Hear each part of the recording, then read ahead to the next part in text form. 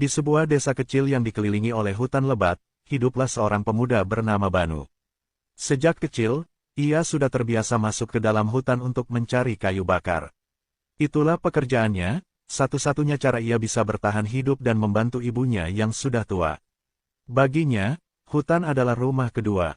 Namun, tak semua yang bersembunyi di balik rimbun pepohonan itu bersahabat.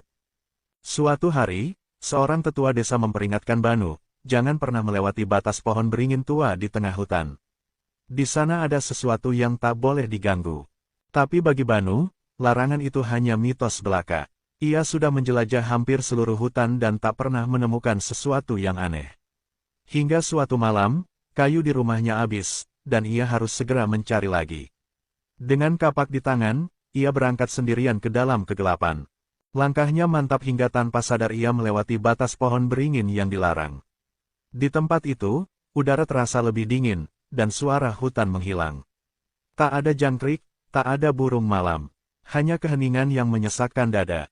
Banu menebang sebatang pohon kecil, tapi saat kapaknya menyentuh kayu, suara jeritan menggema dari dalam tanah. Banu terpaku, bulu kuduknya berdiri. Ia mencoba lari, namun kakinya terasa berat. Dari balik pepohonan, muncul sosok tinggi kurus dengan wajah penuh luka dan mata hitam kosong. Makhluk itu berbisik, kau mengambil yang bukan milikmu. Banu berusaha berlari, tapi hutan terasa semakin gelap dan jalan pulang menghilang.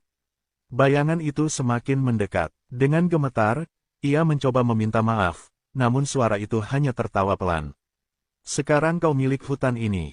Keesokan harinya, warga desa mencari Banu. Yang mereka temukan hanyalah kapaknya yang berlumuran darah di bawah pohon beringin tua. Dan sejak malam itu, orang-orang sering mendengar suara kapak yang menebas kayu di dalam hutan, meski tak ada seorang pun yang bisa menemukannya. Banu telah menjadi bagian dari hutan yang dulu ia cintai. Kini, ia adalah penjaga yang tak terlihat, selamanya mencari kayu di dunia yang tak lagi mengenalnya. Hari-hari berlalu sejak hilangnya Banu, tapi desanya tak lagi sama. Warga tak berani masuk hutan, bahkan di siang hari. Tiap malam, mereka mendengar suara kapak yang menebas kayu, disertai bisikan lirih seperti seseorang yang memohon tolong. Suatu malam, Dharma, sahabat Banu, memutuskan untuk mencari temannya. Ia tak percaya mitos-mitos desa dan yakin Banu hanya tersesat. Dengan obor di tangan dan belati di pinggang, ia melangkah ke dalam hutan. Awalnya, hutan terlihat biasa saja. Tapi semakin ia masuk, semakin terasa hawa dingin yang mencekam. Samar-samar, ia mendengar suara kapak yang berulang-ulang. Tak, tak, tak. Dharma mengikuti suara itu,